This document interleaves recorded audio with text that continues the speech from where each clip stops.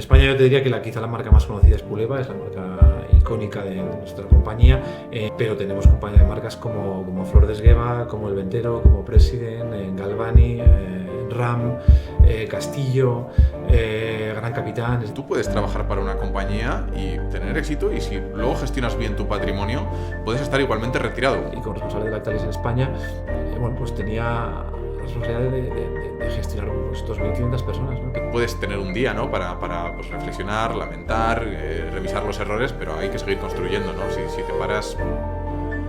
No puedes construir un futuro si tu día a día no es sólido, ¿no? Si tú hoy no eres una compañía rentable, ¿no? Para mí es tiempo de calidad, no sé si para los demás.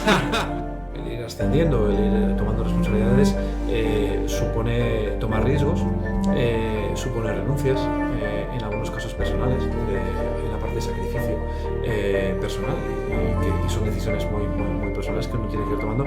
¿Qué habilidades clave, bajo tu punto de vista, tiene que tener una persona para proyectarse bien y luego sobrevivir también a las responsabilidades que uno adquiere cuando es directivo, ¿no? Me estás planteando preguntas de enorme complejidad, ¿no? Es decir, que no sé si yo estaba preparado para esto. Bueno, muy bien, pues hoy estamos con Ignacio Lola, que viene de Lactalis, director comercial global. Eres un directivo pues reputado del sector, pero además yo creo que es una referencia muy buena para estas charlas porque has asumido diferentes roles en una misma compañía, que es Lactalis. Fuiste consejero delegado, director general para España, y además yo creo que eres un ejemplo de cómo en una misma compañía se puede ir creciendo, ¿no?, y aportando valor en diferentes roles, y yo creo que vamos a aprender y a charlar hoy sobre todo esto, las claves que le han llevado hasta este puesto, qué aprendizajes y qué pasos ha dado. Pero es que comenzaste incluso como Key Account, quiero decir que has hecho diferentes roles hasta llegar pues, a un puesto global como estás en el de hoy, que bueno, la responsabilidad no es poca. Y antes de nada, bienvenido y muchas gracias, ¿no? Muchas gracias a ti por ofrecerme la oportunidad de compartir pues, las experiencias y que sobre todo bueno, pues que sirvan, no sé si de aprendizaje o de inspiración para todos aquellos que nos escuchen, ¿no? Yo creo que siempre es interesante compartir pues, aquello que has vivido y que, eso, pues que en el fondo también una de las funciones que tenemos los directivos es pues, esa facilidad un poco didáctica, ¿no? de explicar las cosas que hacemos, cómo lo hemos hecho, por si de algún modo puedo ayudar a los demás, ¿no? Yo creo que es por lo menos en mi caso siempre ha sido una preocupación o algo que siempre me ha interesado. Completamente, y yo creo que es de agradecer porque primero que lo quieras compartir y segundo que tengas claro también qué comentar, qué aspectos dar, ¿no? Muchas veces conseguimos cosas y no somos conscientes de cómo, ¿no? Claro. Es importante en retrospectiva analizar, ¿no? No, también sirve, seguro que me sirve incluso de reflexión a mí también para pensar un poco lo que he hecho, ¿no? Muy bien, muy bien. Oye, pues comenzando al grano, ¿cuál fue tu primer trabajo y cómo crees que esta experiencia pues, te ha hecho desarrollarte y llegar hasta donde estás, ¿no? Bueno, mi primera compañía fue Nestlé. Empecé a trabajar en Nestlé en el año 1995 dentro de un programa de jóvenes titulados que tenía un proceso de formación y la verdad es que Nestlé es una compañía que más allá de la experiencia profesional o del aprendizaje profesional, yo creo que me aportó también una experiencia de vida, una forma de entender el cómo hacer los negocios, ¿no? Creo que esa visión muy de largo plazo, esa visión de permanencia, yo creo que me sirvió muchísimo. Me sirvió para entender la necesidad de trabajar para tener un cierto legado, ¿no? De que las compañías permanecen y que nosotros pues, al final pues, estamos un poco de paso, entre comillas, ¿no? Y lo importante es que el trabajo nuestro sea un trabajo que mejore el trabajo de los anteriores, pero que también sea deje un legado positivo para los que vienen detrás, ¿no? Que creo es la parte que a veces olvidamos, ¿no? Esa visión de largo plazo. Pero en cualquier caso fue una experiencia pues, desde muy abajo, a pesar de que uno venía con una buena formación o que venía o que yo creía que tenía una buena formación. Me formé en ESADE, pero cuando llegas a la compañía, a una empresa, pues tienes esa cura de humildad, ¿no? Que creo que es importante mantenerla a lo largo de tu vida profesional, ¿no? Esa permanente necesidad de aprender, esas ganas de aprender, ¿no? Yo creo que cuando entras en una compañía, bueno, pues creo que lo importante es tener esa actitud de aprendizaje continuo, esa cura de humildad, digamos, que creo que es muy importante que no la perdamos nunca de vista, ¿no? A pesar de que luego uno va progresando y va ascendiendo, creo que es muy importante no perder de vista esa necesidad de ser siempre humilde y tener siempre muchísimas ganas de aprender. Muy bien, muy bien. Oye, un apunte antes de nada. Ahora que hemos mencionado Lactalis, que has mencionado Nestlé, ¿qué marcas trabajáis en Lactalis? Que yo creo que puede haber gente que no conozca todas, ¿no? Pues probablemente, porque lo cierto es que nosotros trabajamos un portfolio de marcas tan amplio que muchas veces los propios consumidores no conocen. Incluso te diría que a veces los propios empleados en una fábrica o en un mercado son incapaces de conocer todo el portfolio de productos que tenemos, ¿no? Bueno, en España yo te diría que quizá la marca más conocida es Puleva, es la marca icónica de nuestra compañía en España, pero tenemos compañía de marcas como Flor de Esgueva, como El Ventero, como President, Galvani, RAM, Castillo, Gran Capitán. Es decir, que tenemos un portfolio enorme de marcas que cubren todas las categorías del lácteo, ¿no? Nuestra compañía es una compañía que es la primera compañía láctea mundial, es la 10ª compañía, digamos, del mundo de la alimentación, pero nos dedicamos solo al lácteo e intentamos cubrir todas las categorías. Por eso, cuando uno va al lineal es muy difícil que no acabe comprando una de estas marcas, bien en leche, bien en yogures o bien en quesos, ¿no? Sí. En España o en los más de 150 países en los que estamos presentes. Oye, y ahora que estamos mencionando Lactalis, ¿no? Has tenido diferentes ascensos y además, de hecho, siempre un crecimiento vertical, digamos, dentro de la compañía. ¿Qué estrategias dirías que has tenido pues, para llegar a sobrevivir a cada puesto y para tener esta trayectoria ascendiente, ¿no? Digamos, ¿qué estrategias te has aplicado a ti tanto personal como profesionalmente, ¿no? Yo te diría que la primera, y volviendo un poco al inicio, en lo que te comentaba antes, ¿no? Sí. En primer lugar, la humildad y las ganas de aprender, ¿no? Yo creo que cuando uno llega a la posición que sea y al nivel que sea, es el nuevo, eres eres el recién llegado, ¿no? Y yo aplico ese punto de humildad porque los que están allí, los que ya, el equipo al que te unes, es un equipo que lleva mucho tiempo seguramente haciendo las cosas bien, ¿no? Entonces, yo creo que hay que tener ese punto de respeto hacia tus predecesores siempre, ¿no? Porque cuando escogí Nestlé o cuando ellos me escogieron para formar parte de la compañía, en ese proceso entras en una compañía porque admiras a la compañía, porque admiras lo que hacen y por lo tanto admiras a los que forman parte de esa compañía, ¿no? Entonces yo creo que ese primer punto de decir, oye, respeto y humildad hacia los que están, muchísimas ganas de aprender. Y luego yo creo que un punto de ambición. Yo creo que es lógico, ¿no? Para crecer y para desarrollarte, para crecer profesionalmente, hay que tener ambición. La ambición es una palabra que a veces en el mundo latino está un poco denostada, ¿no? Sí, puede tener una connotación puede negativa, una connotación ¿no? negativa, ¿no? Pero en el fondo, y es uno de los valores de nuestra compañía, la ambición significa las ganas de crecer, las ganas de ponerte retos, ¿no? Las ganas de hacer las cosas distintas, ¿no?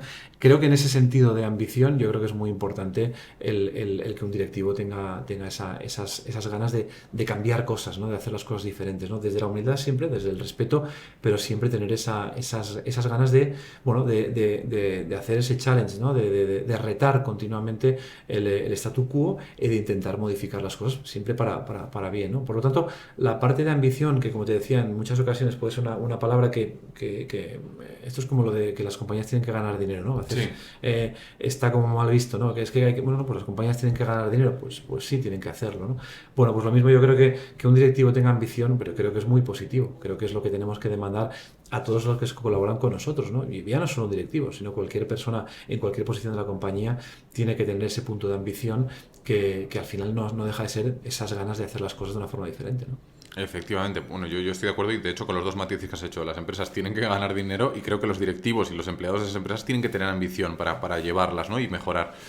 Y normalmente en las compañías, sobre todo bajo mi punto de vista o mi experiencia profesional, sobre todo en las multinacionales, no basta con ser una persona que desarrolla bien su trabajo. Hay un espectro político en el que también hay que moverse muy bien, ¿no? Y normalmente cuando la persona o el profesional es joven, pues puede cometer o ciertas temeridades o ignorar ciertas pues estrategias políticas que hay a su alrededor, ¿no? No sé si has tenido experiencia con todo esto, si ha sido una cosa que has tenido en cuenta y has sido consciente de ella siempre o has ido aprendiendo, mejorando. Se aprende como todo. Al final, cuando uno entra en una organización, pues entra pues sin mucho conocimiento, especialmente cuando uno es joven, ¿no? Y al final acabas aprendiendo, lógicamente, para desarrollarte en una gran compañía o en cualquier compañía. Tienes que tener en cuenta pues las relaciones políticas, cómo funcionan las relaciones, pero al final, de nuevo, a veces eso tiene una connotación negativa, y yo creo que hay que buscar el lado positivo, ¿no? Al final es cómo te manejas en el entorno, cómo gestionas el entorno. Y es algo que yo creo que es muy importante, no solo para tu carrera profesional y para tu desarrollo profesional dentro de la compañía, sino para tu desarrollo en el negocio, ¿no? El entender el entorno, el entender quiénes son tus competidores, quiénes son tus clientes. La buena comprensión de un entorno, eso es también una parte, digamos, de política, entre comillas, ¿no? Bueno, pues yo creo que al final, lógicamente, hay que entender el entorno de tu compañía, hay que entender cómo se establecen las relaciones dentro de las empresas, pero de nuevo, no creo que tenemos que, o no busquemos ese lado negativo, sino que busquemos el lado de comprensión y de buen entendimiento, de buena interpretación de dónde están los elementos que pueden hacer cambiar las cosas, ¿no? Entonces yo creo que de nuevo, a veces nos quedamos siempre con la parte negativa de las cosas, y yo, que soy optimista por naturaleza, creo que el propio lenguaje también tiene esas vises positivas, ¿no? Hablábamos de ambición como positivo. Bueno, pues la buena comprensión y la gestión, digamos, de la política interna de las compañías, creo que también tienes una componente positiva, ¿no?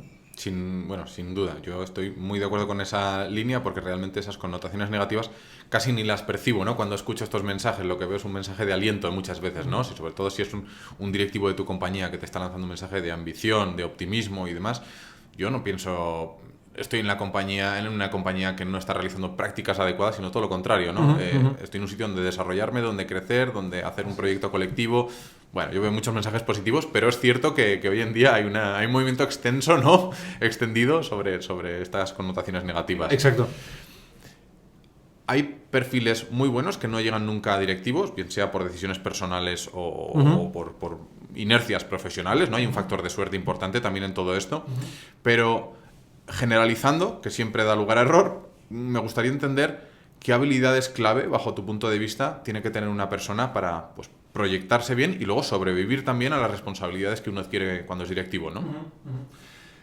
Bueno, yo te diría que algunas las hemos mencionado, ¿no? O sea, yo creo que en primer lugar, esa parte de ambición es muy importante. Es decir, el saber que el ir ascendiendo, el ir tomando responsabilidades, supone tomar riesgos, supone renuncias, en algunos casos personales. Es decir, hay una parte de sacrificio personal, y son decisiones muy personales que uno tiene que ir tomando, pero bueno, son momentos en los que uno tiene que ir avanzando y que tiene que ir decidiendo. Pero más allá de eso, yo lo que te diría es que quizá hay un elemento, creo que importante, de curiosidad, de anticipación, una parte de visión, una parte de saber comunicar.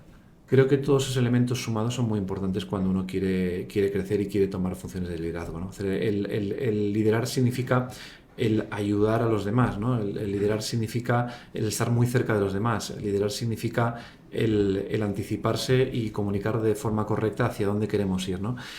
Esas son habilidades que se van desarrollando y que uno puede ir adquiriendo, pero también es verdad que son habilidades que a veces son intrínsecas a cada una de las personas, ¿no? Con lo cual yo te diría que, como tú decías, la parte de suerte, ¿no? Es decir, bueno, pues yo creo que se juntan distintas situaciones, ¿no? Por un lado, una voluntad personal de ir creciendo, una voluntad personal de ir tomando nuevas responsabilidades, y luego, para que te sigan dando esas responsabilidades, pues tienes que tener esa parte, yo creo que es de visión, de anticipación, y sobre todo muy importante, de saber comunicar las cosas, ¿no? Yo creo que no solo se trata de tener una visión y de anticipar, porque bueno, pues hay mucha gente que tiene una enorme visión, hay mucha gente que tiene una capacidad de anticipar lo que puede suceder en el futuro, pero creo que lo que marca la diferencia es la capacidad de mover al grupo y de llevarlo en la dirección adecuada, y eso significa, desde mi punto de vista, unas habilidades de comunicación que son muy importantes. Para mí, yo creo que si juntamos todas esas herramientas o todos esos elementos, creo que daríamos una especie de fórmula,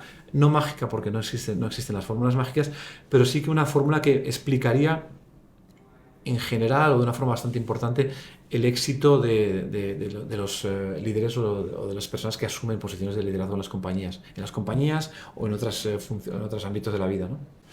Bueno, más de la mitad de las personas que veis estas charlas no estáis siguiendo el canal, no estáis suscritas, así que, oye, no cuesta nada y como digo siempre, os devolvemos el dinero si después no te gusta. Suscribirte es gratis, darle like también, por favor, así que a nosotros nos ayudas mucho y muchas gracias. Vale, entendido. Yo creo que las habilidades de comunicación y creo que cada vez más todavía son más importantes, a pesar de que ahora pues hay inteligencias artificiales, métodos para tener reuniones a distancia y demás. Creo que todavía cogen más importancia precisamente porque las oportunidades de comunicación son muchas. Y creo que tienen que ir acompañadas de un pensamiento muy estructurado, ¿no? Y una manera de comunicar clara y precisa, ¿no? Que puede ser un gran comunicador o tener habilidades de oratoria muy notables, pero sin embargo, si tu pensamiento, tu mensaje no es claro, tu estrategia no es clara, no va acompañado, ¿no?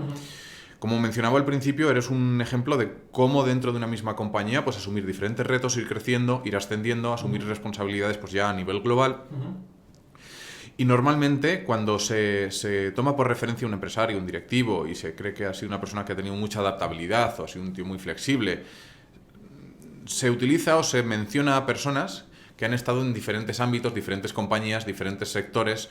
Sin embargo, yo creo que una cosa que se pasa por alto a veces, es al menos mi punto de vista, es que una persona que ha estado dentro de la misma compañía es probablemente una persona que se adapta igual de bien o mejor que la otra, precisamente porque ha sobrevivido a diferentes escenarios. Y luego, pues citando por ejemplo Heráclito, ¿no? Que ya lo decía, ¿no? Un hombre no se baña dos veces en el mismo río porque ni es el mismo hombre ni es el mismo río, ¿no? Todos los años que has pasado en esta compañía, ni era la misma compañía ni tú eras la misma persona, ¿no? Esta parte de la adaptabilidad, ¿cómo la has mejorado, ¿no? ¿Cómo has sobrevivido a esto, ¿no? A este cambio continuo.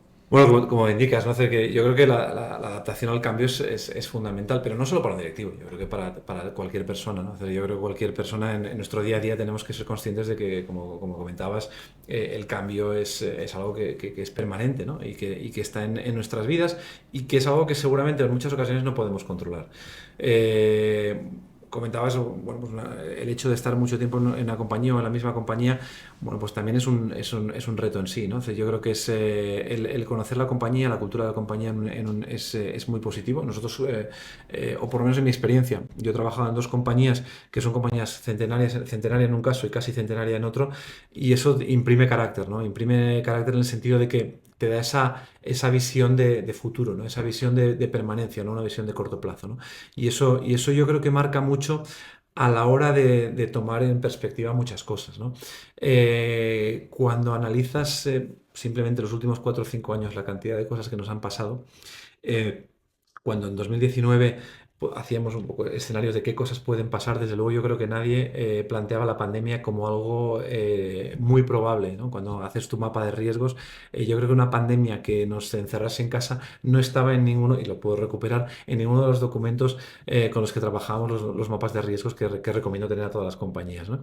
Entonces, bueno, ¿cómo haces eso? Pues primero esa perspectiva primero un espíritu optimista, ¿no? de las cosas, ¿no? Porque las cosas acaban pasando.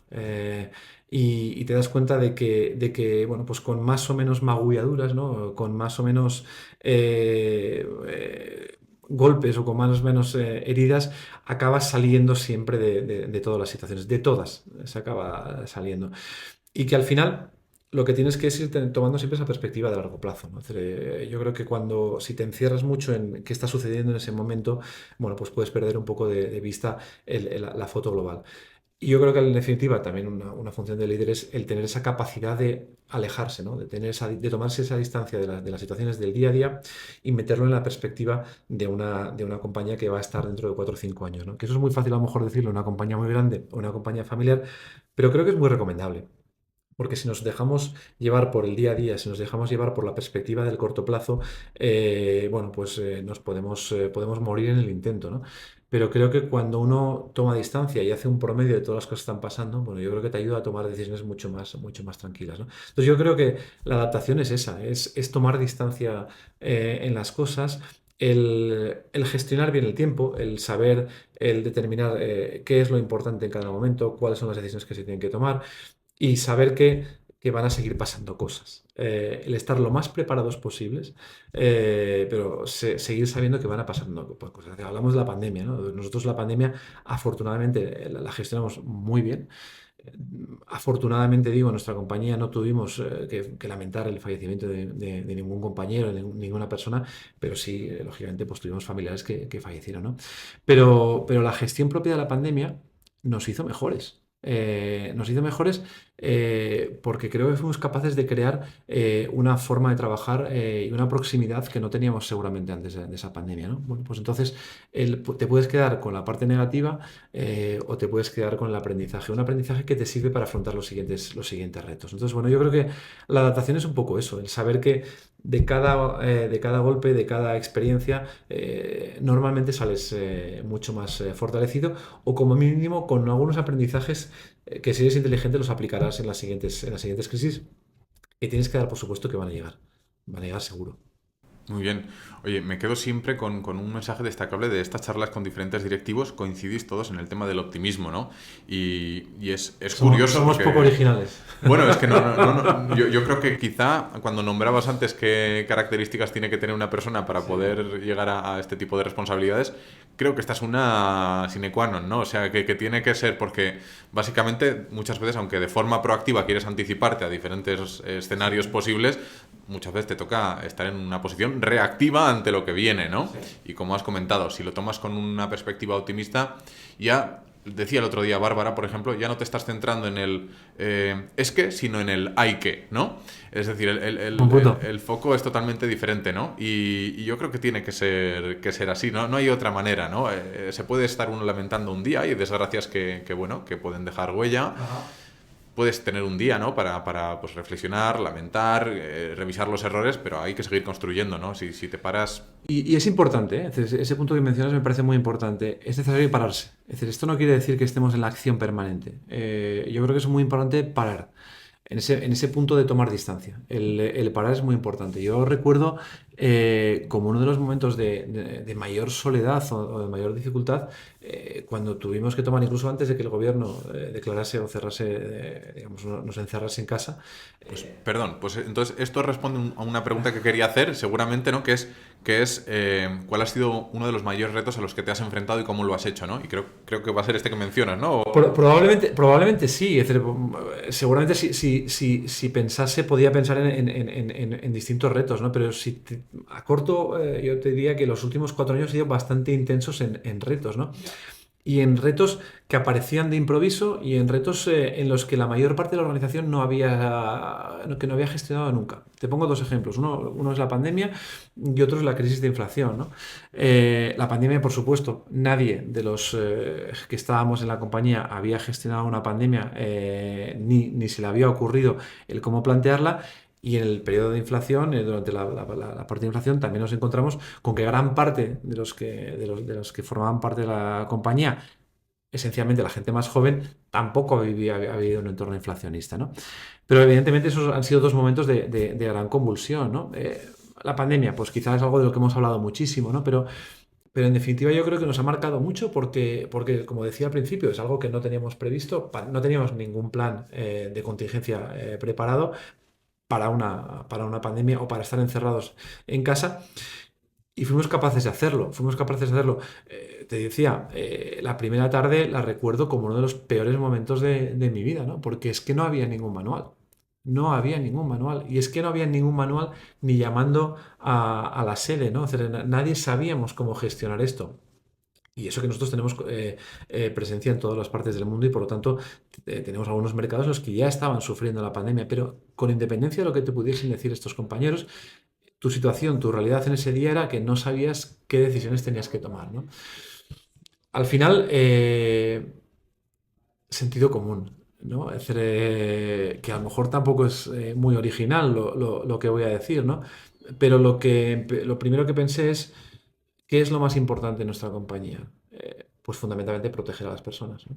Eh, como responsable en España y como responsable de Lactalis en España, bueno, pues tenía la responsabilidad de gestionar pues, 2.500 personas, ¿no? Que todos los días van a trabajar y permiten que todos nuestros productos lleguen a nuestros consumidores, ¿no? Pues mi primera preocupación era la protección de todas las personas, ¿no?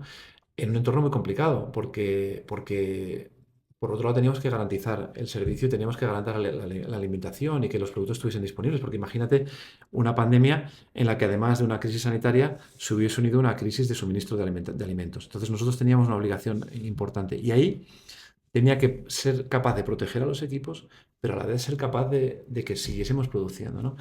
Y ahí hay que tomar decisiones. Por un lado, proteger al máximo y el aislar a los equipos de una forma la más adecuada posible y el dotar de elementos de protección a la gente que iba a seguir teniendo que trabajar todos los días, desde las personas que recogían la leche a las personas que trabajaban en la fábrica. ¿Cómo haces eso?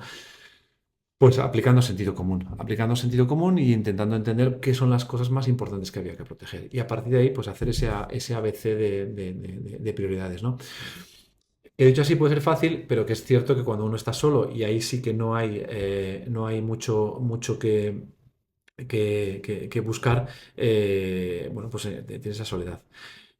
El siguiente punto después de eso, cómo lo gestionas, pues trabajando en equipo y rodeándote de personas que puedan aportar en esos momentos, ¿no? Porque esa soledad o esa toma de decisión primera tiene que durar muy poco, porque a partir de ese momento la gestión de cualquier proyecto, de cualquier reto, tiene que estar basado en el aporte de aquellos que saben, ¿no?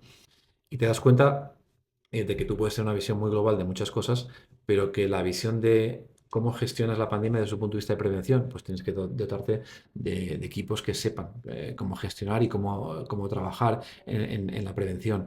En comunicación, porque una parte muy importante era cómo comunicar hacia afuera y cómo comunicar interno lo que estábamos haciendo, pues un equipo de comunicación. Al final, yo creo que el éxito fue el parar, el tener esa toma de decisión muy rápida, pero luego inmediatamente rodearte de un equipo de expertos y de gente que te ayude en la toma de decisiones, ¿no? Creo que es la parte fundamental.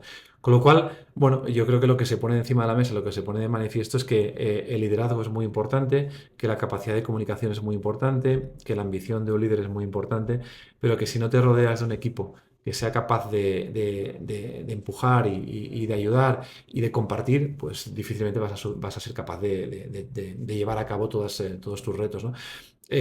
No creo en los liderazgos muy personales, no creo en esas personas que lo saben todo, ¿no?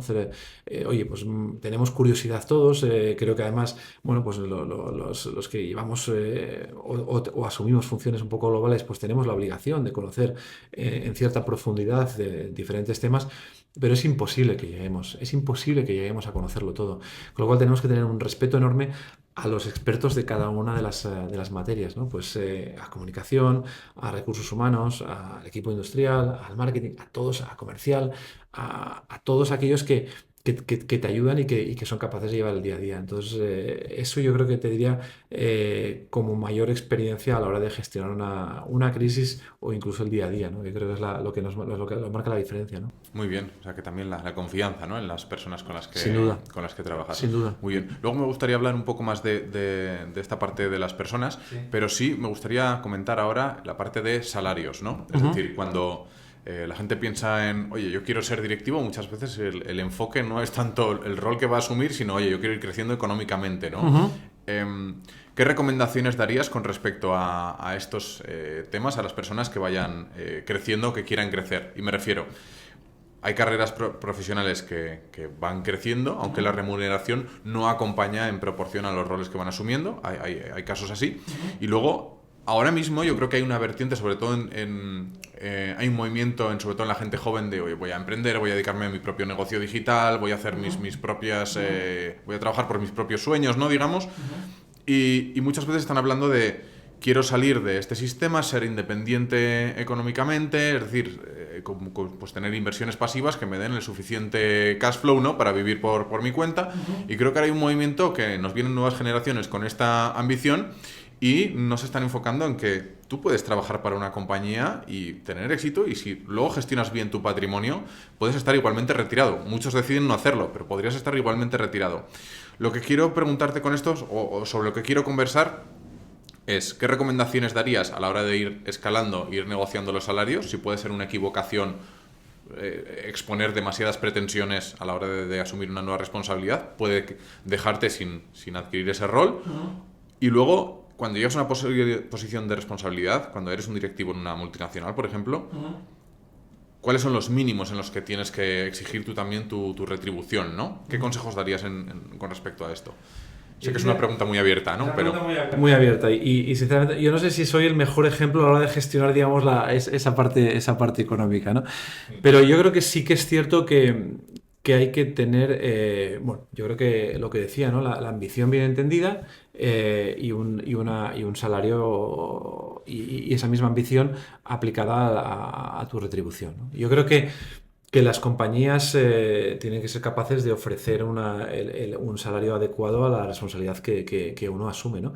Y que si a alguien se le ofrece un reto, si a alguien se le ofrece una posibilidad de crecer en la compañía, yo creo que indiscutiblemente tiene que ir asociada a una mejora de las condiciones, porque si no, yo creo que no se entiende esa apuesta, porque al final es una apuesta de las dos partes.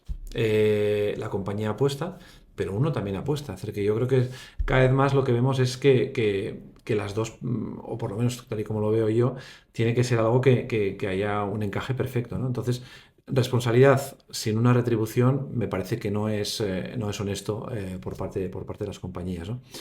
Y ahí entramos en los que un buen amigo mío, y en la parte de negociación siempre llama los flecos, ¿no? La importancia de los flecos o de las cosas accesorias que van más allá del salario, ¿no? Porque a veces nos centramos en lo que es tu retribución, pero también creo que es muy importante contemplar otros aspectos de la retribución, ¿no? Y creo que eso también va cambiando, ¿no? Es decir, cuando hablamos de otros elementos, pues, bueno, pues en aspectos salariales hay pues, aspectos variables, seguros, una serie de retribuciones que es muy importante también tener en cuenta. Es decir, no nos centremos muchas veces solo en el salario o en un montante específico económico, sino en todo lo que puede ir alrededor de esa retribución, ¿no? Lo que llamaba sobre antes los todo, flecos. y perdóname el apunte, pero especialmente a partir de una cierta horquilla ya de salarios, ¿no? Claro, Es decir, que claro. hay pequeños aumentos que no pueden ser significativos en el neto que tú puedas percibir, pero hay otra serie de beneficios que puedes percibir que son Absolutamente. muy significativos en tu vida, ¿no? Y que desde mi punto de vista, yo creo que también para buscar ese compromiso, deberían ir ligados cada vez más a planes a largo plazo. Yo creo que cuando son momentos, como tú decías, ¿no? Pero hablando de salarios de directivos, yo creo que lo más importante cada vez más, desde mi punto de vista, insisto, es vincular la parte salarial también a proyectos a largo plazo. Creo que eso aporta una estabilidad a ambos lados, ¿no? Si nos centramos en bonus muy de trimestre o muy del año, te puede obligar o te puede llevar a tomar decisiones muy de corto plazo que no sé hasta qué punto son las más saludables para una compañía a largo plazo, ¿no? Por eso yo creo que cuando hablamos de retribución, yo soy cada vez más partidario de incluir retribuciones de medio a largo plazo o de vinculaciones con la compañía de un cierto modo. Creo que eso aporta a las dos partes. Por eso yo creo que cuando habla de los flecos es cómo no solo te centras en tu salario, sino en todos aquellos otros elementos que pueden ser también importantes, no accesorios, y que pueden acabar complementando, ¿no? Y viceversa, ¿no? Quiere decir que Absolutamente. un empleado para una compañía quizá tiene una determinada misión, pero puede también aportar mucho valor en otras áreas, ¿no? Que no es Absolutamente. ceñirse estrictamente a sus funciones, ¿no? Por eso, entonces yo creo que esa parte, digamos, de otros elementos es muy importante. Y comentabas un poco entre la gente joven. Bueno, lo que vemos cada vez más es que esos otros elementos adicionales van cambiando y cambiando en función de las generaciones, ¿no? Estoy convencido de que hace 20, 30 años, cuando alguien entraba en una compañía, tenía una visión prácticamente de permanecer en esa compañía hasta jubilarse o lo que sucedía antes. Con lo cual, seguramente, hablando de salarios, uno hablaría pues casi hasta de planes de pensiones con 25 años, ¿no? Hoy esto ya es muy difícil de ver. Sí. Las personas, y con todo el sentido, lo que buscan es otros complementos. Lo que se llama salario emocional, que a mí no es una palabra que me acaba de convencer mucho, pero bueno, esos otros elementos que pueden ayudar a que tú percibas que esa es tu compañía y que tu entorno de trabajo es adecuado y que puede venir pues con paquetes o con una oferta que puede enriquecer mucho tu salario, ¿no? En gente joven lo que estamos viendo, pues oye, desde gimnasios, temas de transportes, otros Sí, horarios aspectos, flexibles, horarios, teletrabajo, horario muchas. flexible, teletrabajo, esos elementos que cada vez incorporan al salario. Entonces, lo que vemos, lo que te diría es, valoremos no solo el salario en sí, sino todos aquellos elementos que van alrededor del salario y que en cada momento y en cada etapa pues pueden ser distintos. En la gente joven pueden ser, o los recién llegados pueden ser este tipo de salarios, y en los que asumen puestos directivos yo creo que tienen que ir ligados muchos a este tipo de aspectos, ¿no? Sobre todo desde mi punto de vista.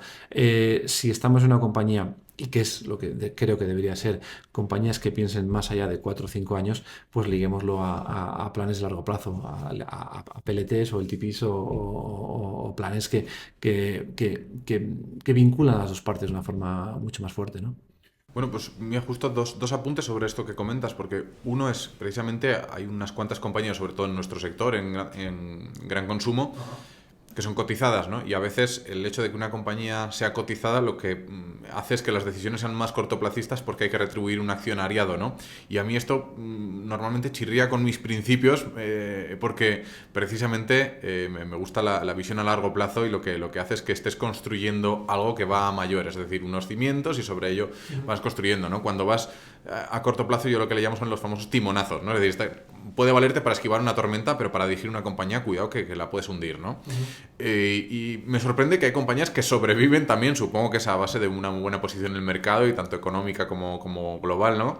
Como geográfica, pero es curioso que hay compañías que sobreviven a esta parte de timonazos, ¿no?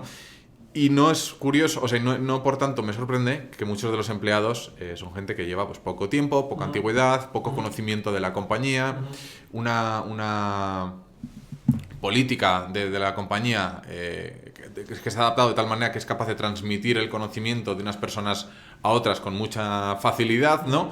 Cuando vas a compañías más familiares o que llevan más tiempo con los mismos empleados en el mercado, te das cuenta de que hay una persona que no te transmite solo las labores, las funciones y demás, sino la historia de la compañía, ¿no? Y hay mucho más valor en ese expertise, ¿no? Porque entiendes el porqué de muchas cosas, ¿no? Pero bueno, es eso por un lado, y luego por el otro es... Creo que las nuevas generaciones están muy bien que se enfoquen en otras cosas que les pueden aportar valor a su día a día, porque es un error perseguir el dinero, y de verdad.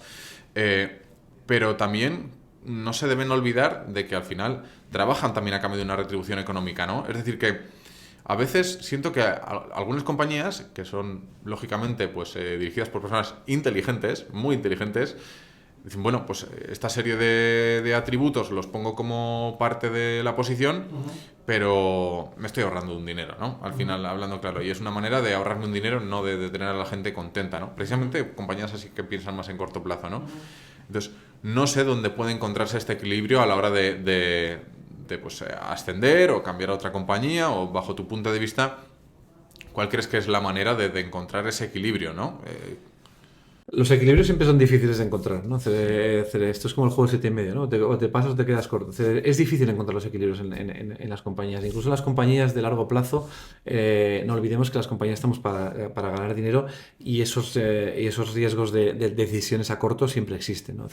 Hay compañías, Lactalis, Nestlé, las dos compañías que yo he conocido, las dos compañías más importantes en las que yo he trabajado, pues son compañías de muy largo plazo, ¿no? Pero evidentemente, bien al accionista o bien al propietario, quiere los resultados también a corto plazo, ¿no?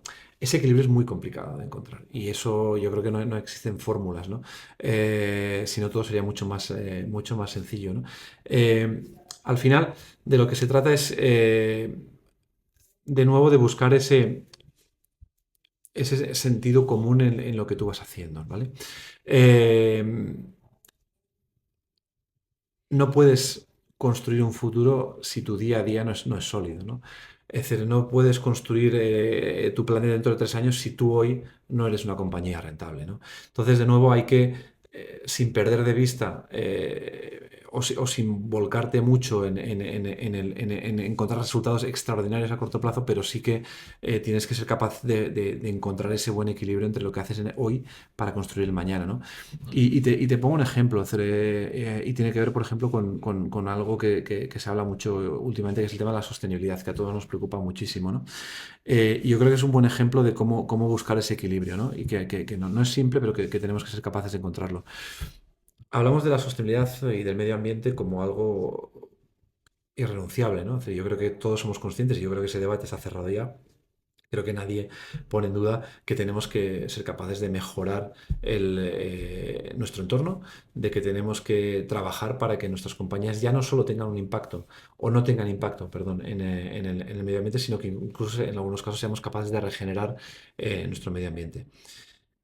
Y a veces nos planteamos retos muy importantes o desafíos muy importantes, ¿no? Pero para llegar a eso, tenemos que hacer, las compañías tienen que tener una capacidad, digamos, una sostenibilidad económica para afrontar esos retos. Quiero decir que los plazos que se plantean a veces en materia de sostenibilidad son muy ambiciosos y olvidan el día a día, ¿no? Pues aplicando un poco esa misma lógica, creo que es lo que tenemos que buscar en la vida de las compañías, ¿no? Un equilibrio entre lo que hacemos hoy y lo que queremos que sea la compañía en el futuro. Dicho así, es muy sencillo, pero creo que te diría que es de las cosas más complicadas para gestionar. Para eso, lo importante, bueno, pues jugar como te decía, desde la retribución hasta los planes, jugar con planes a corto plazo, con planes a largo plazo e ir conjugando ambas visiones, ¿no? El tener equipos que lleven mucho tiempo en la compañía, pues lógicamente ayuda, ¿no? Pero también ayuda mucho el tener gente nueva, ¿no? Yo creo que la diversidad generacional, por ejemplo, ayuda mucho. Hablamos de la diversidad de género, que es muy importante, pero me parece también muy interesante el que en las compañías no olvidemos nunca la diversidad de género, de generaciones, ¿no? Que aportan muchísimo y que puede ser un elemento que ayude a encontrar ese equilibrio, ¿no? Cuando tú tienes un equipo de personas que llevan mucho tiempo en la compañía o haciendo las cosas de una misma forma, pues te puedes encontrar una compañía que piense demasiado en la estabilidad y en el futuro, en el largo plazo, pero esté olvidando el corto plazo. Cuando tienes una compañía que está formada fundamentalmente por gente muy joven o gente que acaba de llegar, pues lógicamente tendrás mucha energía, y mucha vitalidad y muchas ganas de hacer cosas, pero a lo mejor están muy enfocadas en el corto plazo. Una forma de encontrar equilibrio, desde mi punto de vista, es la diversidad. Y la diversidad generacional, pues te puede aportar ese punto de, oye, la osadía, el challenge, el reto de la gente más joven, que habitualmente es la que te aporta esa parte, con la gente que lleva más tiempo y que puedes encontrar un buen mix. Entonces yo creo que si eres capaz de encontrar equipos, no solo de encontrarlos, sino ser capaz de escuchar a los equipos formados en esa diversidad, yo creo que ayuda mucho, ¿no? Y que te puede dar una buena pista para encontrar una compañía que sea capaz de gestionar el corto y el largo plazo. Bueno, es algo en lo que yo siempre he creído, en lo que he intentado trabajar y hasta la fecha creo que ha dado un buen resultado. Pero sobre todo lo muy importante es dotarte de equipos, pero también escucharles, ¿no? Porque de nada sirve que tengas gente joven y que cumplas. Ojo, fíjate que bien, tengo una diversidad enorme si luego no eres capaz de escuchar a esa gente joven que te va a aportar, pues bueno, pues seguramente no harás nada. Entonces yo creo que quizá una de las pistas podría ser la diversidad generacional que te ayuda a dar una estabilidad. Qué interesante perspectiva, me ha sorprendido, te tengo que reconocer el tema de combinar pues la diversidad generacional, como hablabas, las edades con la visión de la empresa en el largo y el corto plazo, ¿no? Es una buena combinación y no lo había pensado nunca, pero fíjate que sí, que tiene mucho sentido, ¿no? Y común además, como mencionabas antes. Y llegados a este punto, ¿no? Ahora que estabas mencionando las personas, por eso he querido dejarlo para después, ¿no? Un poco pues hacer este recorrido por diferentes ámbitos, pero ¿cómo te manejas con las personas? Es decir, ¿cómo consigues cuando pues, traes a alguien nuevo al equipo acertar? Sé que esto es una pregunta muy complicada y más complicado es acertar después, ¿no? Pero ¿en qué te basas tú, ¿no? ¿Qué creencias, qué atributos, qué parte cuantitativa y cualitativa, ¿no? quieres ver en una persona? Y, ¿Y qué haces cuando no funciona la persona, ¿no? Porque cuando se habla de directivos, la gente piensa que es personas que dan a una tecla en el ordenador y despiden 100 personas, ¿no? Y esta no es la realidad, ¿no? Muchas veces hay temor detrás de este tipo de decisiones, ¿no? Y yo he conocido directivos bastante empáticos. Los he conocido que no, pero eran los que menos, ¿no? Bastante empáticos con la situación de muchas personas, ¿no? Pero al final, retomando lo que mencionabas al principio, las empresas privadas no son una ONG, es un entorno donde puede haber respeto, puede haber empatía, puede haber muchas cosas, pero la empresa está para proyectarse y ganar dinero. Si no estás en esa línea, no tienes por qué estar dentro de la compañía, ¿no? Entonces, volviendo a las preguntas, ¿no? ¿Cómo aciertas para fichar? ¿Cuáles son tus consejos? Y si no, ¿cómo tomas una decisión así? ¿En qué te basas y cómo la haces firme después, ¿no? Yo te diría que es una de las partes más complicadas, ¿no? Y creo que es una de las funciones más importantes de la compañía, ¿no? Todo lo que tiene que ver con el equipo de gestión de personas, de recursos humanos y de reclutamiento, creo que es algo a lo que deberíamos de prestar muchísima atención. Muchísima atención porque es la clave de una compañía, ¿no? Es verdad que es muy importante tener buenos productos, pero los buenos productos los hacen los buenos equipos, ¿no? Entonces, creo que esa parte de cómo hacemos el proceso de reclutamiento, cómo hacemos digamos, la captación o la atracción de talento, creo que es muy, muy importante, ¿no? Yo creo que sobre todo es muy importante el ser muy honestos como compañía. El ser muy honestos en cuáles son los valores de la compañía. Yo creo que cada cultura, cada compañía tiene su cultura. Buena, mala, mala no, pero distintas. Cada compañía tiene culturas distintas. Y es muy importante que el empleado conozca desde un inicio cuál es la cultura de esa compañía, qué se va a esperar de él, en qué entorno va a vivir. Porque al final es una decisión muy importante para él. Y es una decisión que le va a comprometer en un periodo de tiempo X de su vida y que le va a llevar mucho tiempo. Con lo cual yo creo que para mí la clave, una de las claves es la transparencia, la honestidad a la hora de explicar quién eres. Creo que hay que dedicarle mucho tiempo por parte de la compañía a explicar quién eres y cómo hacer las cosas. Y también, porque no solo de la compañía, sino a la persona que va a unirse a la compañía, que pregunte mucho. Porque ahí es donde va a estar la clave, ¿no? En el conocimiento mutuo. Esto en definitiva no deja de ser una relación entre una compañía y una persona, una relación, y cualquier relación, yo creo que lo más importante es el conocimiento mutuo y el conocimiento de qué esperan uno del otro, ¿no? Y en este caso, pues una compañía tiene que saber qué espera el empleado de ella, y el empleado también tiene que saber exactamente cuáles son las expectativas que tiene, ¿no? Con lo cual, ese proceso de absoluta transparencia y conocimiento creo que es muy importante y hay que dedicarle recursos y tiempo. El proceso para mí tiene que ser perfecto y tiene que ser un proceso muy cuidado, ¿no? Porque es muy importante para el que se incorpora, pero también muy importante para todos aquellos que no se incorporan, ¿no? Para mí, cualquier momento de contacto de la compañía con el exterior es un momento que se tiene que cuidar muchísimo. Y se tiene que cuidar porque al final, pues esas personas que han entrado en contacto y que finalmente pues, han decidido no unirse a la compañía, también van a ser embajadores o portavoces de tu compañía, ¿no? Pues yo creo que todo el tiempo que se le dedique al proceso de reclutamiento es un tiempo muy, muy bien invertido. Prefiero procesos no eternos, pero sí que largos y en los que haya un buen conocimiento mutuo a toma de decisiones muy rápidas, ¿no? Creo que es lo más importante, ¿no?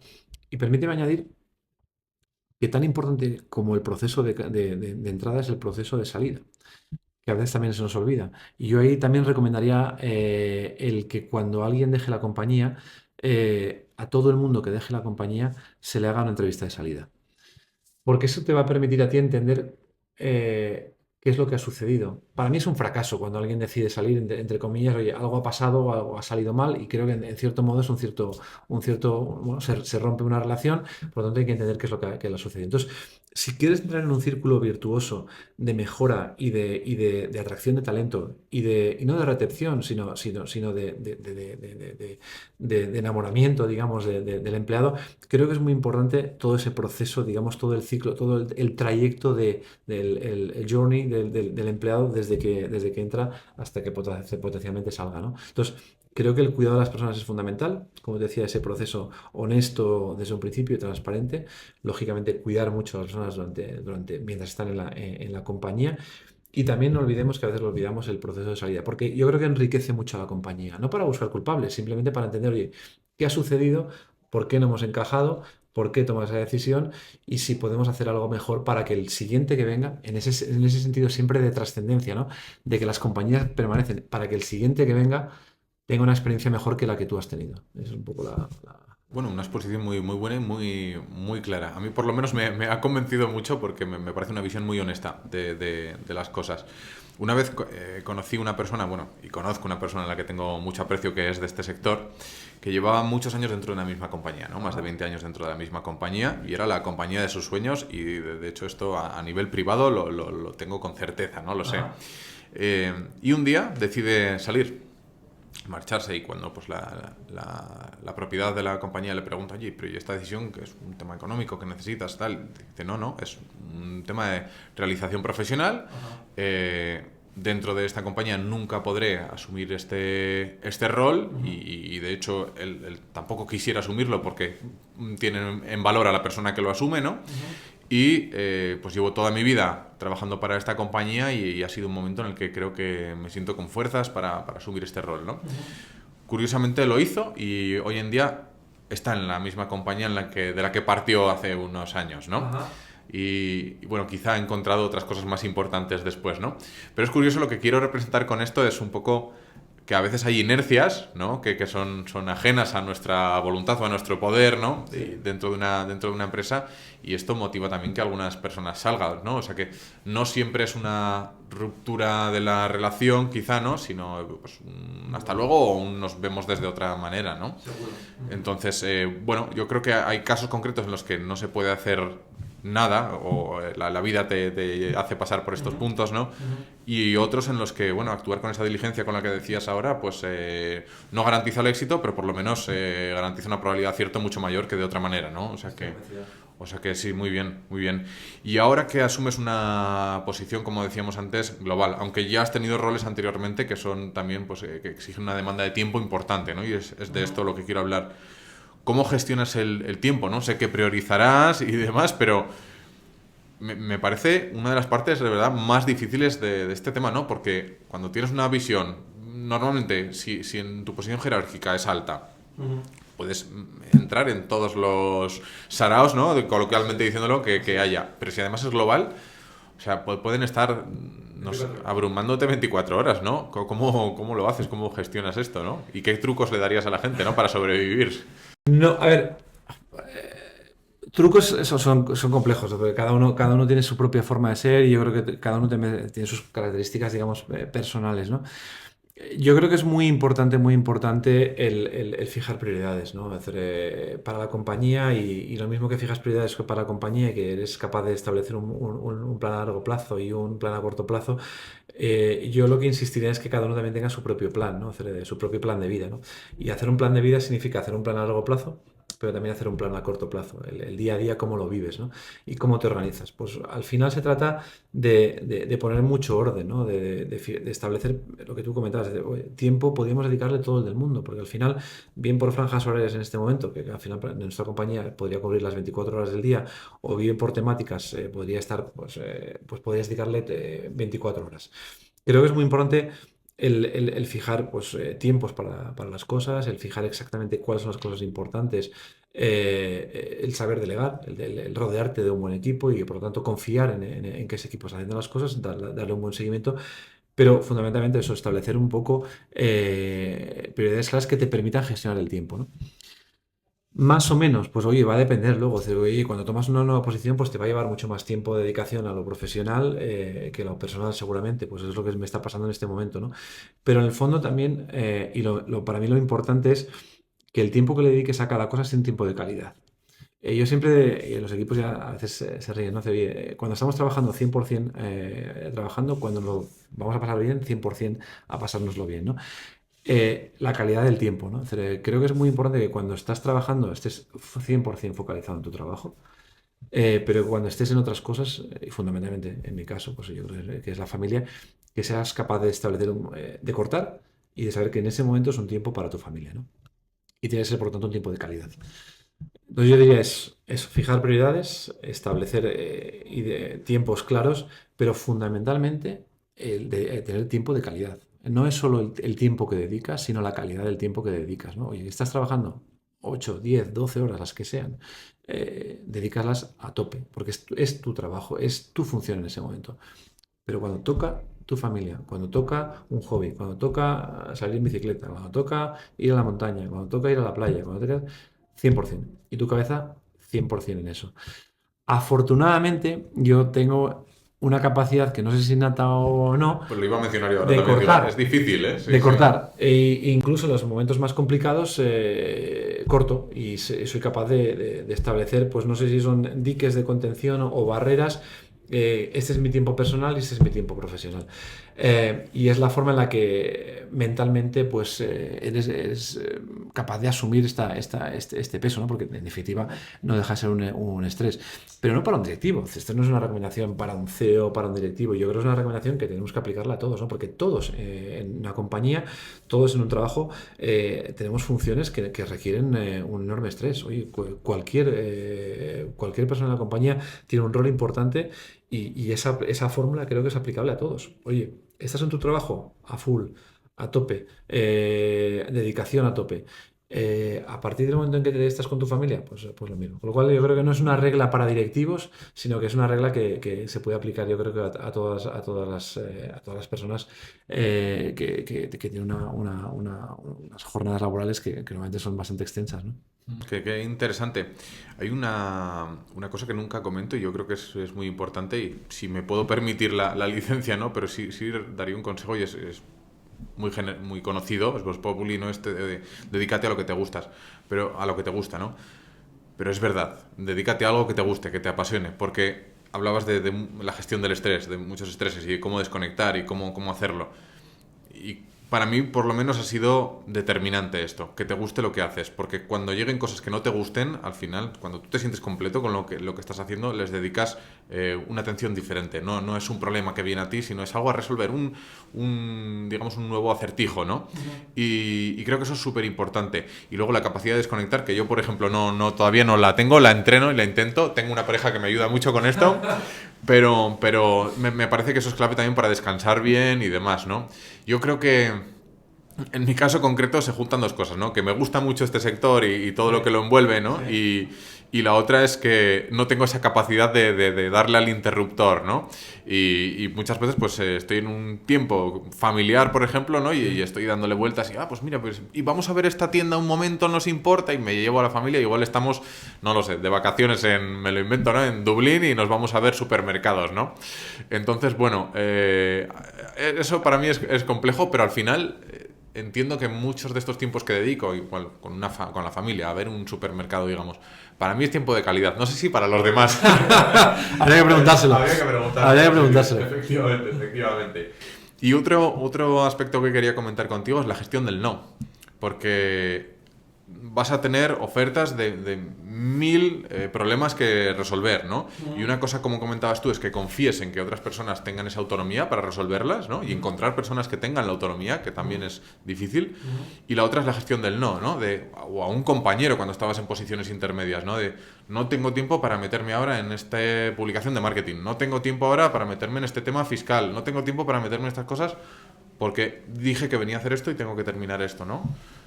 ¿Cómo se gestiona esto? Porque el no a veces es hiriente. Y cuando hay diferentes culturas, además, en una misma compañía, es muy complicado, ¿no? No, es otro gran qué, ¿no? Entonces, me estás planteando preguntas de enorme complejidad, ¿no? Es decir, que no sé si yo estaba preparado para esto. Bueno, la asertividad.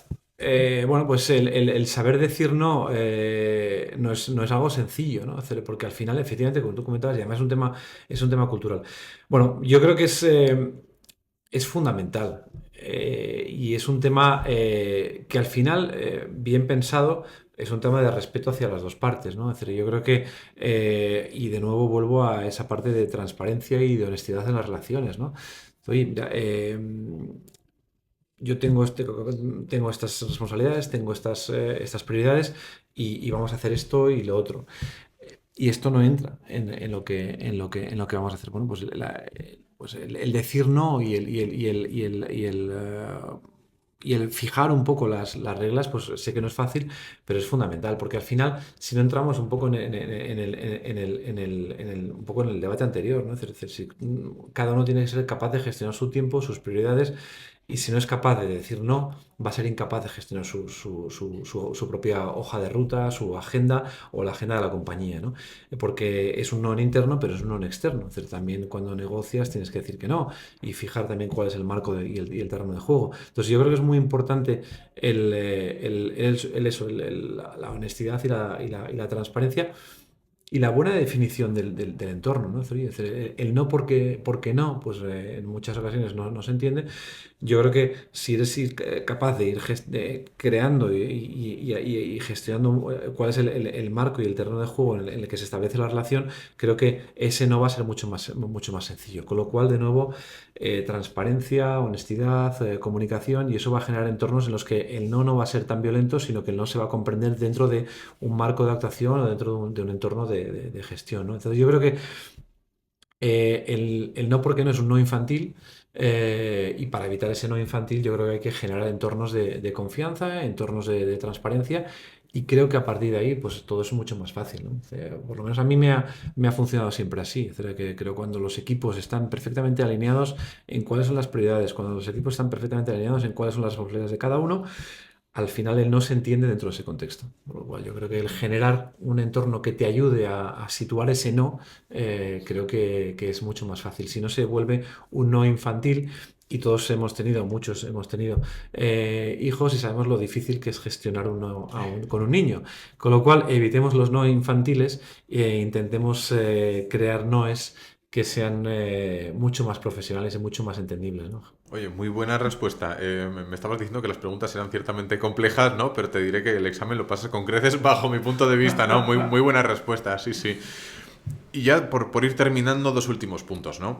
Al final siempre comentamos pues qué consejos darías a una persona, luego entramos un poco más en detalle de esta pregunta, pero la retirada anticipada de los directivos, ¿no? Y por anticipada se entiende pues antes de la edad común de jubilación, ¿no?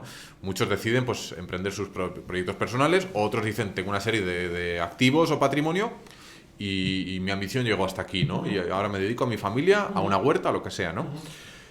Y mi pregunta aquí va en dos vertientes. Bajo tu punto de vista, ¿este es un acierto personal? ¿Hay un momento en el que dices, oye, en forma de premio, como tú quieras verlo, es algo inteligente, es una decisión inteligente, o el que para muere, ¿no?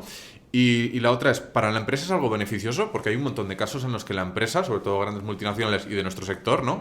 Que le han ofrecido esta posibilidad a, oye, vamos a sentarnos, negociamos y ¿cómo es tu salida? Y no precisamente porque ese directivo estuviera dejando de aportar valor, sino porque creían que era más interesante un relevo generacional y para ese directivo interesante salir, ¿no? Entonces, ¿qué beneficios o contras ves desde la prisma de la empresa o qué beneficios o contras ves desde tu prisma personal, ¿no?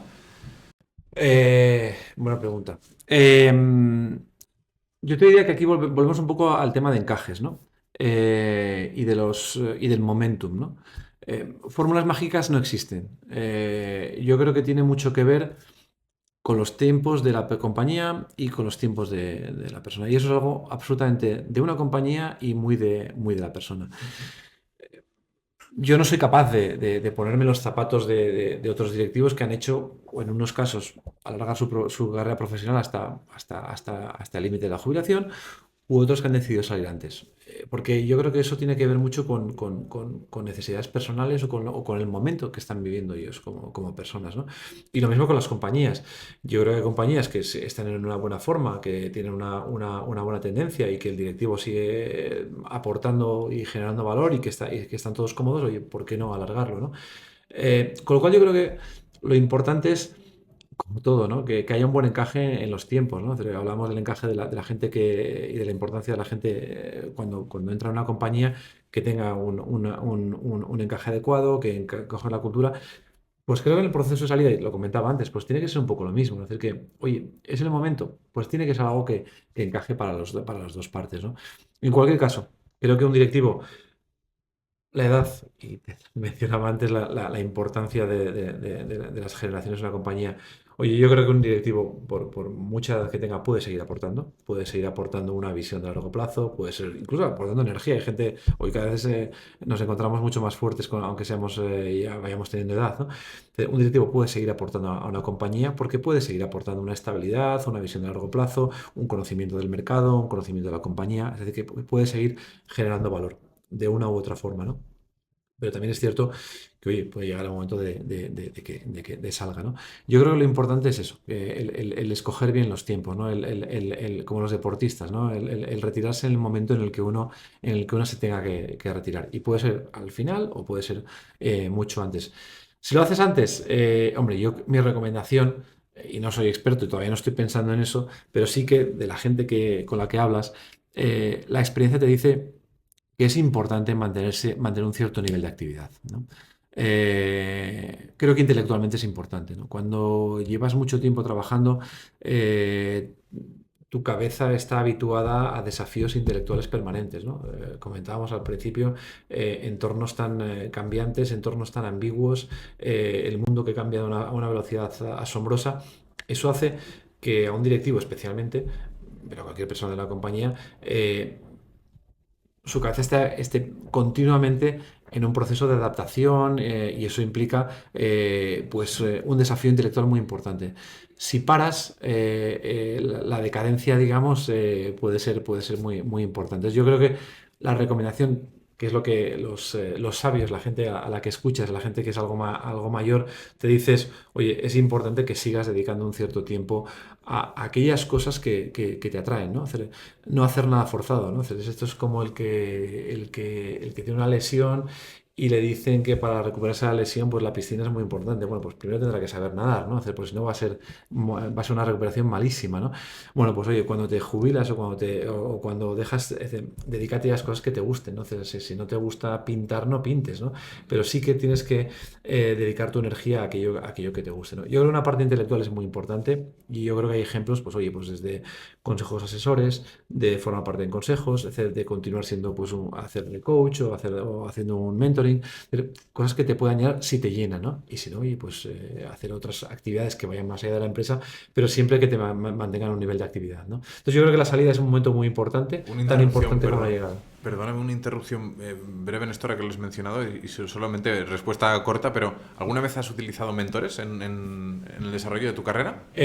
No he tenido mentores, pero sí que he sido mentor. Vale, Y creo que es muy interesante esa figura. vale. El coach o el mentor en la compañía creo que es muy importante porque creo que ayuda en ese proceso, digamos, de transferencia de información no escrita, de transferencia cultural en algunos casos, si es dentro de la compañía, o de transferencia de conocimiento, si es fuera de la compañía. Creo que es algo interesante. Pero también, de nuevo, ahí también va con cada uno. O sea, tampoco puedes Sí. forzar a nadie que sea mentor si no está en su ADN o no es su voluntad el trabajar en esa edición. Pero bueno, me parece interesante, sí, sí. Justo, sí. Y perdona que te había interrumpido justo al No, final no, de simplemente la eso, respuesta. volver un poco al tema.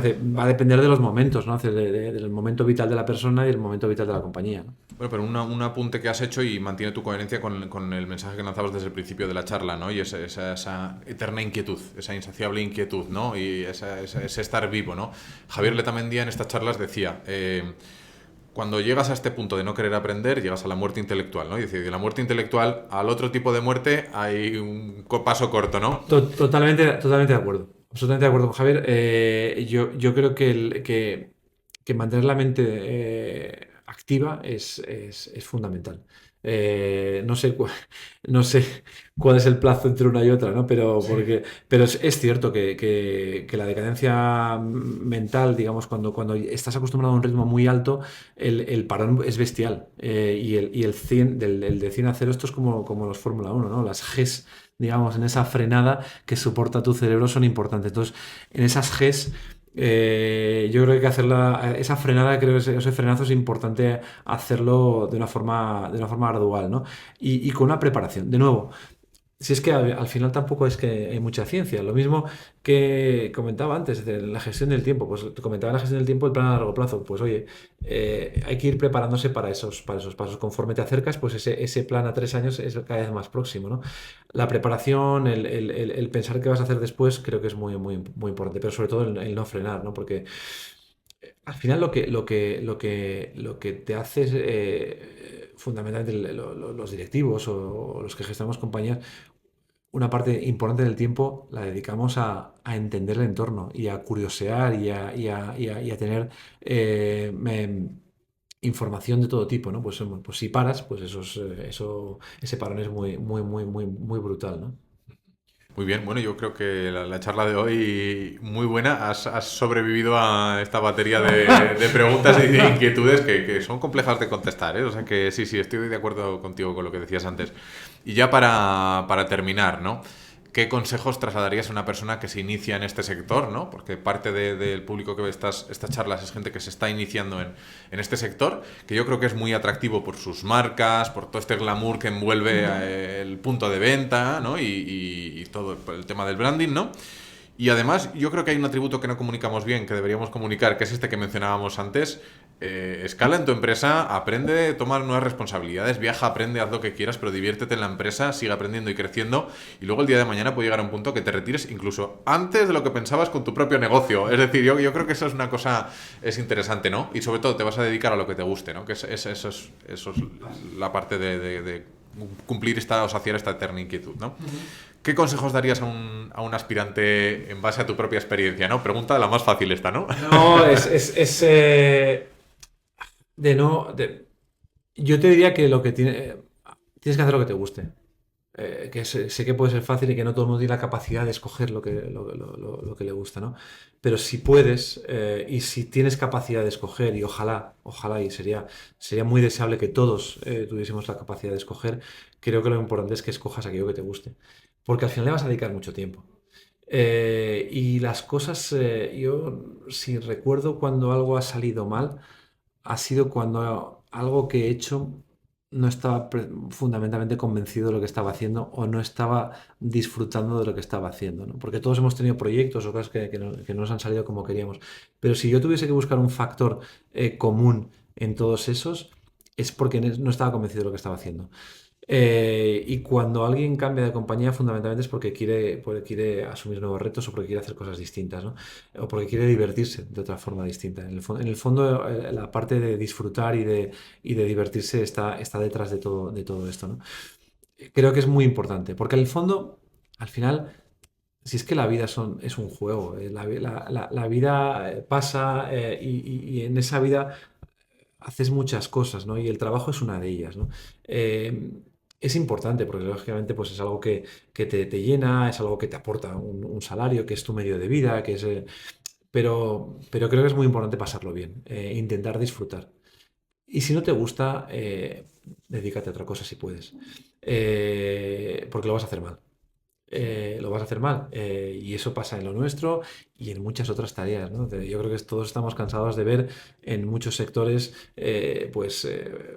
a veces en el sector servicios, ¿no? Hacer, oye, pues no te atienden bien, ¿no? Pues mira, pues es que a lo mejor no es lo tuyo, ¿no? Pero si estás ahí, o si estás de cara al público, o si estás de cara trabajando en una compañía, intenta hacerlo lo mejor posible. Disfruta de lo que estás haciendo, ¿no?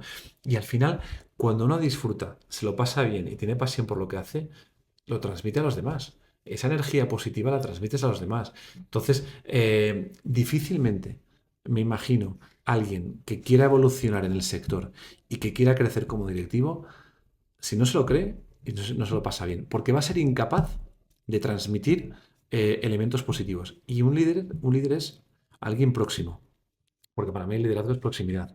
Es alguien que es capaz de transmitir. Entonces, si tú no eres capaz de vivir lo que estás haciendo y de disfrutar lo que estás haciendo, de disfrutar de nuestro sector, que es apasionante, porque creo que todos los productos de todas las compañías, cada uno de ellos tiene un valor extraordinario, porque te acerca a los consumidores, porque te acerca al gran consumo, porque te acerca, pues que al final es vida. Si no eres capaz de disfrutarlo, yo creo que es mejor que escojas otro sector, que hay muchos. El nuestro es uno de ellos, pero hay que disfrutarlo. Porque si es que si no, vas a vivir en una continua contradicción. Y vivir la contradicción tiene las patas muy cortas, ¿no? Que decía Javier, ¿no? Pues oye, pues muy, muy cortito, muy cortito, muy cortito plazo. Entonces, mi recomendación es que si puedes escoger, que es verdad que no todo el mundo lo puede, disfruta y escoge porque te gusta hacer lo que estás haciendo. Muy bien, muy bien. Pues muchísimas gracias, Ignacio, y aquí lo dejamos. Oye, ha sido un placer. Gracias. Muchas gracias. Encantado.